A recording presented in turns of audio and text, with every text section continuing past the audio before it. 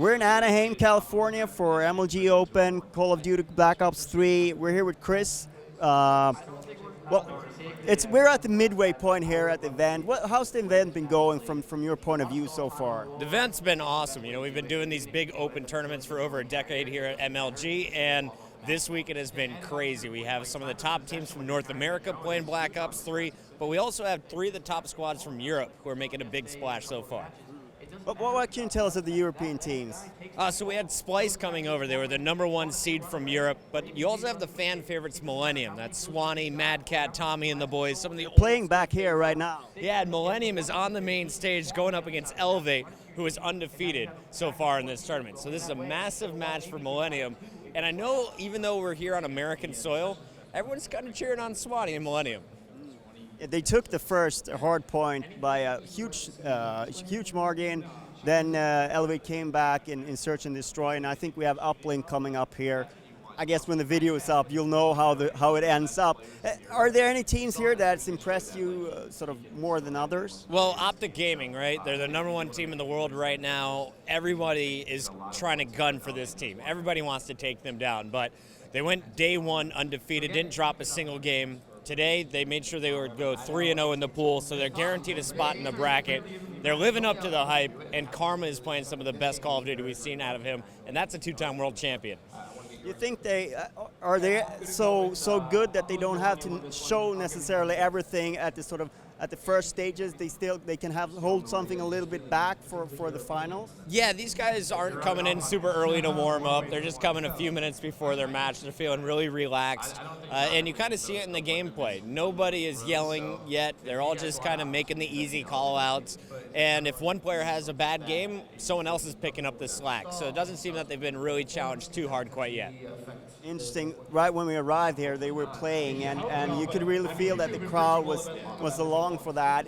A little bit more quiet right now, but you can tell that those are sort of crowd favorites as well. Yeah, absolutely. And I'd say the other crowd favorite has a line that is going from the far back wall of the convention center there beyond the stage to the open bracket, and that's FaZe Clan. Now, FaZe, that's a team that was always a top squad in Call of Duty. They were always playing Optic for the titles last year in Advanced Warfare, and they're off to a pretty rocky start. 0-2 on day 1. Day 2, they're looking to bring it back, but this is a squad that can always make it to the finals. They just have a tougher road in front of them now. How would you say, if you look at it for like from Advanced Warfare to Black Ops 3, what has been the major changes in terms of like how the pro teams tackle these games? It's been interesting. I think the movement has changed slightly, but there's still a lot of movement and verticality in Black Ops 3.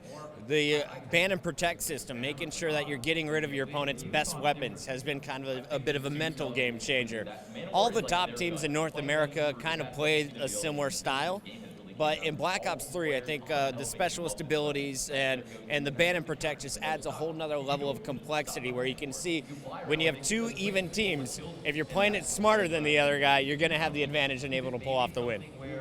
And a lot for the analysts to consider as well, because before the match starts, some of the most important things are decided right there. Absolutely. You know, everyone focuses on what's happening in the game itself, but there's a lot that's going into it before the game, a lot of strategies.